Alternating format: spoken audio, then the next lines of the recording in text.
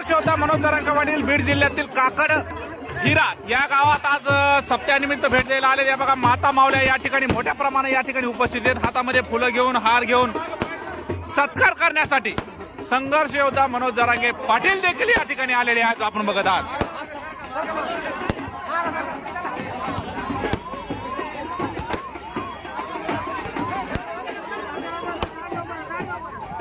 लढेंगे जीतेंगे लढेंगे जीतेंगे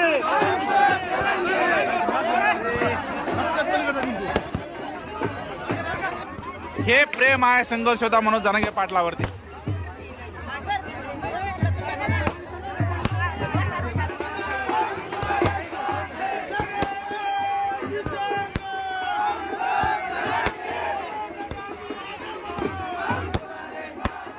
कस काय माहोल